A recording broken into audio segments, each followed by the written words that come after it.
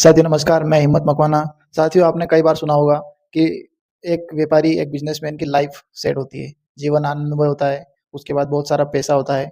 इन चीज़ों के बारे में, एक बिज़नेसमैन के बारे में आपने कई बार ये चीज़ें सुनी होगी। लेकिन अगर आप भी कोई व्यापार शुरू करना चाहते हैं, कोई धंधा शुरू करना चाहते हैं, तो व्यापार शुरू करने के बाद कौन से सबसे बड़े संकट आते हैं, उनके बारे में आज बात करने वाला हूँ।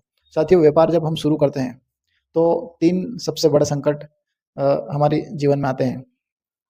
साथियों आज के समय में एक बड़ा युवा वर्ग जो कई सारी डिग्रियां हैं, बीए, एमए और भी आईटीआई, बहुत सारी ऐसी डिग्रियां करने के बाद भी 15 से 16 घंटे वाली जॉब सुबह से शाम तक कर रहे हैं। और जब शाम को उन्हें समय मिलता है, तब दोस्तों के साथ में वो किसी व्यापार को शुरू करने की प्लानिंग ज़रूर करते हैं। लेकिन सुबह अलार्म की घंटी के साथ में फिर से उठकर बैग लेकर जॉब पर निकल जाते हैं, लेकिन अपना व्यापार कभी शुरू नहीं कर पाते हैं। कुछ लोग ऐसे होते हैं जो उसके बीच में से समय निकाल कर हम अपना खुद का कोई व्यापार स्थापित कर लेते हैं। लेकिन जो व्यापार शुरू करना चाहते हैं, ये वीडियो उनके लिए है कि आप अगर कोई नया धंधा व्यापार शुरू करेंगे, तो आपको 3 सबसे बड़े संकटों से गुज़रना पड़ेगा शुरू करने के बाद। वो कौन से संकट है, हम उसी टॉपिक पर इस वीडियो के अंदर बात करने वाले हैं। साथियों व्यापार शुरू करने के बाद 3 सबसे बड़े संकट हमारे जीवन में आने वाले हैं। सबसे पहला आएगा आर्थिक संकट, सामाजिक संकट, तीसरा आएगा मानसिक संकट। पहला आर्थिक संकट तब आएगा जब आपका व्यापार से कोई पारिवारिक रिश्ता नहीं है, यानी कि आप इकलौते वारिस हो जिसने आपके परिवार में से बिजनेस शुरू किया, तब आपके पास आर्थिक संकट आना तय है। आर्थिक संकट के बाद आता है सामाजिक संकट, यानी जब आप कोई नया-नया व्यापार शुरू करते हैं, तब आप समाज में आने-जाने लायक नहीं बचते। दूसरा, अगर आर्थिक संकट आया, तब समाज आपसे थोड़ी-सी दूरी बना लेगा क्योंकि आपके पास पैसे का एक बड़ा संकट आया हुआ है। धंधा अगर सही नहीं चल रहा, तो समाज के लोग सोचे कि कहीं हमसे पैसा ना माँग ले, और पैसा अगर गलती से दे दिया, हो सकता है वापस लौटाएगा या ना लौटाएगा। तो ये भी एक बड़ा सामाजिक संकट है व्यापार शुरू करने के बाद। दोस्तों तीसरा और सबसे बड़ा संकट है मानसिक संकट, और आज हम विस्तार से इसी टॉपिक पर बात करने वाले हैं कि मानसिक संकट कब आता है। साथियों मानसिक संकट आर्थिक और सामाजिक संकट के बाद ही आता है, लेकिन ये जब आता है तब आपके जीवन में बहुत सारी उथल-पुथल हो चुकी होती है। साथियों मानसिक संकट आने के भी 3 कारण होते हैं। पहला, जब आप नया-नया व्यापार शुरू करेंगे, तब कुछ लोग आपको जानबूझकर परेशान करने की कोशिश करेंगे। आपसे हर 15 से 20 दिन में आपसे पूछेंगे कि आपका व्यापार कैसा चल रहा है? आपकी कमाई हो रही है या ना हो रही है? साथियों, ये खुद भी भली-भाँति से जानते हैं कि इनका खुद का जीवन माइक्रो फाइनेंस के लोन की किस्तों पर चल रहा है।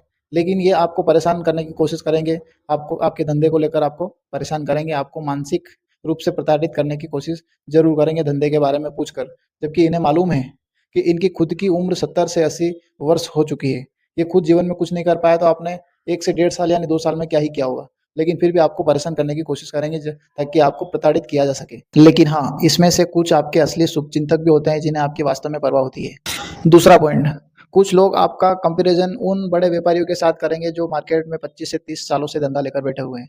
ये उनसे आपकी तुलना करेंगे, उनका व्यापार दिखाएँगे, प्लस आपका व्यापार दिखाकर बताएँगे कि आप डूब रहे हैं, आपका पैसा डूब रहा है, आप यहाँ से निकल जाइए। आपको उनके सामने ज़बरदस्ती छोटा दिखाने की कोशिश ज़रूर करेंगे ताकि आपको परेशान किया जा सके। तीसरा पॉइंट, ये जो आपके कथित शुभचिंतक जो होते हैं, ये आपसे कभी भी माल नहीं खरीदेंगे। आप चाहे किसी भी व्यापार में हो, आप कपड़ा व्यापारी हो, आप चाहे किराना व्यापारी हो, ये आपसे कभी माल नहीं खरीदेंगे। और अगर गलती से इन्होंने खरीदा, तो ये आपसे उधार ज़रूर माँगेंगे। अगर आपने इनको उधार भी दे दिया, तो ये समय पर पैसा नहीं लौटाएँगे। और इन्होंने अगर पैसा लौटा भी दिया, तो आपको करीबी होने का रोब बताएँगे और आपको पैसा हमेशा कम देंगे।